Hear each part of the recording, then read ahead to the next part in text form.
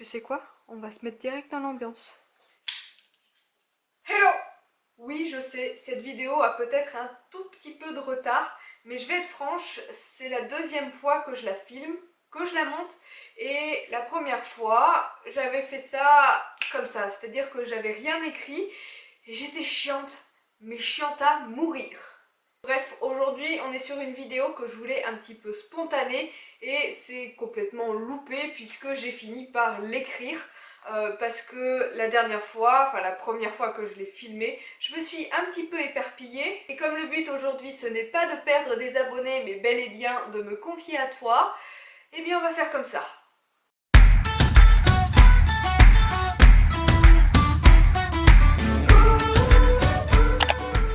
Et c'est exactement comme la dernière fois que je l'ai tourné. Je ne sais pas par où commencer. Voilà. Mais cette vidéo, c'est toi qui l'as choisie puisque j'avais fait un sondage sur mon Instagram. Pour nous suivre avec Poney, c'est juste là. Et je t'avais laissé le choix entre une vidéo plutôt classique qu'on voit souvent sur les chaînes équestres, qui est genre 10 faits équestres sur moi, et une vidéo qui me tenait un petit peu plus à cœur. Alors nous y voilà. Bon, promis, un jour il y aura aussi les 10 faits équestres sur moi puisque cette vidéo-là est aussi déjà écrite. En fait, je vais tout simplement commencer en racontant ma vie. Tout a commencé il y a 31 ans et demi. Enfin non.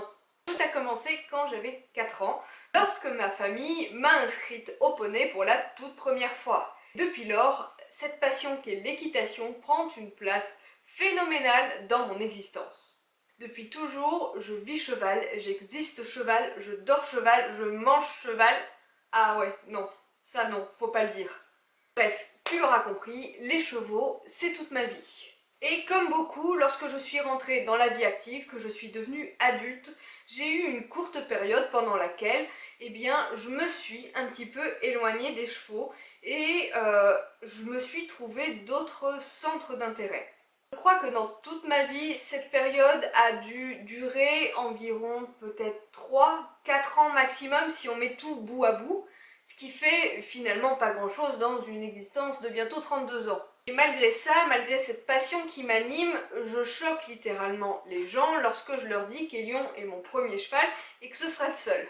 C'est vrai qu'en y repensant, au plus loin que je me souvienne, lorsqu'on me demandait quand j'étais jeune ce que je voulais faire plus tard, dans ma tête c'était plutôt clair, je m'en moquais un petit peu, à condition qu'il y ait un cheval dans ma vie. Ça fait 5 ans que j'ai Lyon maintenant, si tu nous suis, tu sais que j'ai eu mon poney très jeune et que mon but, clairement, c'était de l'avoir aussi jeune pour faire le plus grand morceau de chemin ensemble. Et vraiment, j'espère de tout mon cœur qu'il sera toute sa vie avec moi. Du coup, si on calcule, admettons que mon poney vive 25-30 ans, lorsqu'il partira, bah, je serai clairement plus en âge d'avoir un autre cheval parce que j'aurai 55 ans passés et que à ce moment-là, j'aurais peut-être envie de partir en caravane, Dieu sait où dans le monde. Par contre, c'est vrai que les choses sont plutôt claires pour moi. Si pour une raison X ou Y, je devais ne plus avoir Hélion de manière prématurée, chose que je ne souhaite évidemment pas puisque ça voudrait dire que soit je l'ai vendu, soit il nous aurait quittés de manière précoce. Et clairement, que ce soit l'une ou l'autre de ces éventualités, il y en a une pour laquelle je ne me remettrai littéralement pas, puisque Hélion est clairement le cheval de mes rêves. Ça faisait des années que je me disais je veux tel critère, telle couleur, tel type, et Hélion remplit absolument tous ces critères. Et pour la vente, je vivrais réellement ça comme un échec, et si vraiment un jour j'avais l'idée saugrenue de racheter un cheval, mais je rachèterai pas un cheval, je rachèterai Lyon, ça me paraît évident. Et là, certes, tu dois te demander, mais où est-ce qu'elle veut en venir? C'est qu'avec du recul, je trouve que l'équitation, le cheval et cette passion de manière générale, et tout ce que ça implique, beaucoup de temps pour aller aux écuries, prendre soin du cheval, le travailler, etc., etc., donc c'est littéralement chronophage, mais aussi beaucoup d'argent pour tout ce qui est pension, les cours, les soins, et tous ces petits extras que tu me connais si bien, puisque je suis une acheteuse littéralement compulsive. Tout ça, tout cet ensemble, après 5 ans, je trouve que c'est trop. Comme je le disais, ces courtes périodes dans ma vie pendant laquelle je n'ai pas été cavalière, je me suis découverte une autre facette, un côté un peu plus féminin, un peu plus girly, un peu plus princesse sur les bords, Et aujourd'hui que je suis propriétaire de mon cheval depuis 5 ans, j'ai littéralement l'impression de m'être oubliée depuis 5 ans. D'avoir mis de côté cet esprit de féminité, bien que le fait de se regarder dans une glace et de se plaire, de faire des dépenses superflues qui ne soient pas toujours autour du cheval. Bref, un tas de petites choses qui, certes, dans cette euphorie de l'équitation, passent un petit peu inaperçues. Je me suis dit, tiens, c'est vrai, je suis cavalière, mais c'est pas une raison pour être une souillon.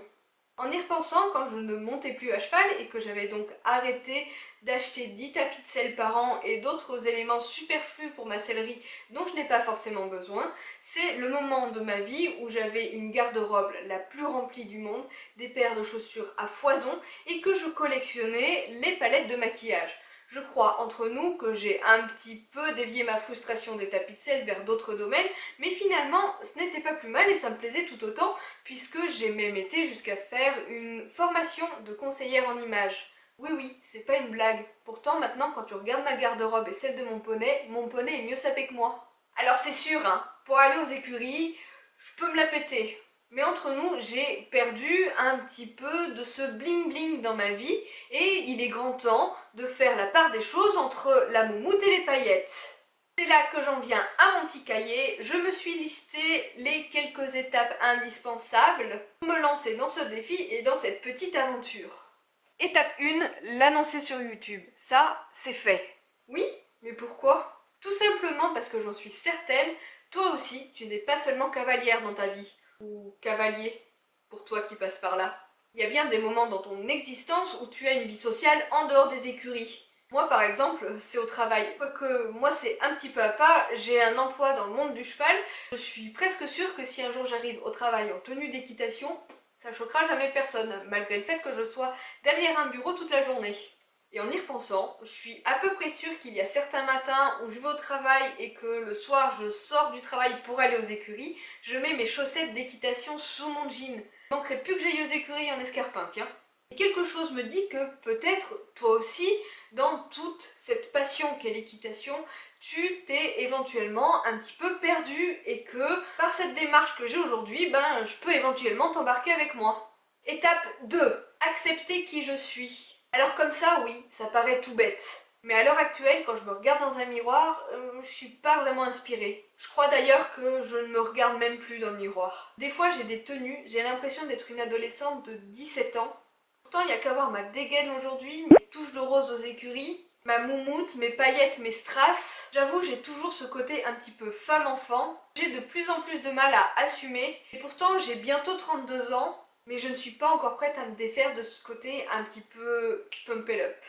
En clair, l'idée là, c'est de continuer à être moi-même comme je le suis aux écuries, comme je peux l'être avec toi, de ne pas chercher à m'en défaire à tout prix sous prétexte que j'ai une vie active, que je suis adulte bien frappée, et que dans les mœurs et dans les codes, il faudrait faire comme ça et pas autrement. Étape numéro 3, résister à ce licol moumoute que j'ai tellement envie de m'acheter.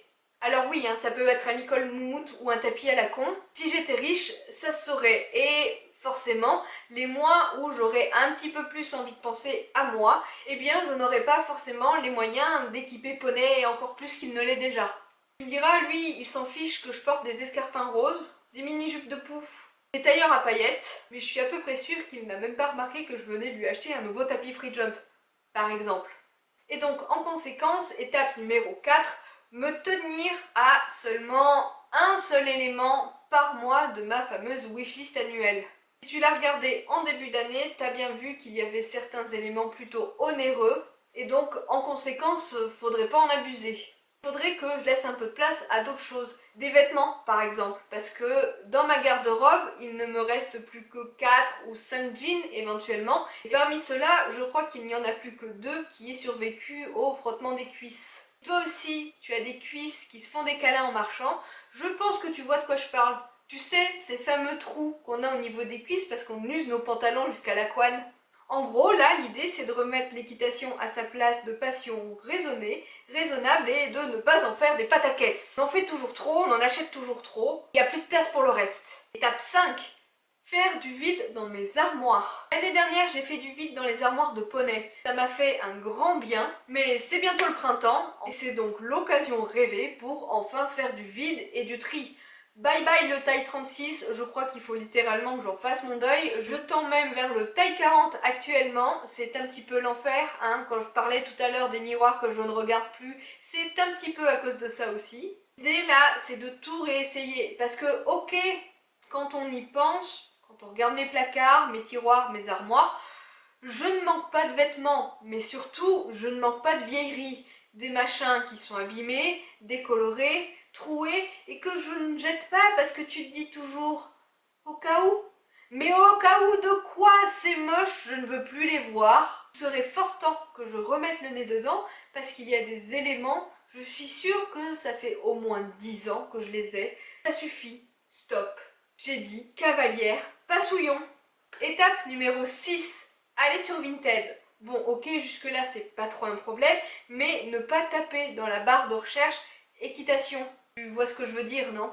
Pour les vêtements de cheval, ça fait bientôt 1 an et demi maintenant que je n'achète plus que d'occasion. Vinted est une bonne source d'inspiration et finalement, je pense que je vais faire exactement la même chose pour mes vêtements du quotidien. On peut filtrer de ne choisir que les éléments en très bon état, neufs, voire étiquetés, alors pourquoi s'en priver? J'aimerais me retrouver des tenues féminines, parce que c'est vrai qu'il y a quelques années, du coup, j'ai délaissé complètement ce côté girly, et qu'entre-temps, eh bien, j'ai vieilli. Disons que j'ai mûri, et qu'aujourd'hui, il serait peut-être judicieux que je finisse par assumer un petit côté madame, si tu vois ce que je veux dire. Et comme je le disais, c'est le printemps, c'est l'occasion de se redonner un peu de peps, un peu de nouveau, et un peu de paillettes, de fleurs, de strass, de tout ça, quoi. Dernière étape, et pas des moindres, mes cheveux. Si tu me suis depuis le début, tu n'es pas sans savoir que lorsque j'ai acheté Lyon, j'avais les cheveux très courts. Ça m'avait pris littéralement sur un coup de tête et j'avais fait ça toute seule dans ma salle de bain. Parce que je vais te le dire franchement, je déteste aller chez le coiffeur. Pourtant, comme pour le reste, il serait grand temps que je prenne soin de moi. Parce que depuis, eh bien, je n'y suis pas retournée. Mes cheveux n'ont jamais été aussi longs. Fort heureusement, ils ne sont pas trop en mauvaise santé, c'est-à-dire que, mis à part quelques petites fourches par-ci par-là, ils ne sont pas trop abîmés non plus. Que là, comme ça, j'avoue ne pas trop quoi savoir en faire tous les matins, c'est-à-dire qu'ils sont très difficiles à démêler et que je finis par faire une espèce de grosse boule de cheveux au-dessus du crâne. C'est d'ailleurs la coiffure que tu me vois le plus souvent porter. Une espèce de bun là bien gras qui ressemble à un nid pour la paille, les copeaux et la bave du poney. Je crois qu'à la lumière artificielle, là, ils ont un petit peu des reflets verts. Faut juste que j'apprenne à me coiffer. Enfin, pour le moment, je vais les recacher. Voilà, c'est un vrai défi que je me lance aujourd'hui. Et tu en es témoin, tout simplement parce que je pense que ça va avoir des répercussions sur la chaîne YouTube. Ne t'en fais pas, cette chaîne ne va pas devenir une chaîne lifestyle ou mode, beauté ou tout ce que tu veux, on reste dans l'univers poney, mais je suis plutôt curieuse d'en voir les conséquences sur ma vie de cavalière au quotidien. Genre avant je m'amusais à mettre du vernis à ongles, aujourd'hui je me demande si je m'amuse à en remettre, est-ce que ça va tenir avec les écuries? Ou bien est-ce que ce ne serait pas fun si, sur une vidéo, je m'amusais d'une manière ou d'une autre à essayer de dompter cette fameuse tignasse pour qu'elle se glisse avec élégance sous un casque d'équitation. Bref, je suis sûre que comme ça, on peut parler de pas mal de choses, même si, ok, les garçons, vous ne vous sentirez peut-être pas trop à votre place.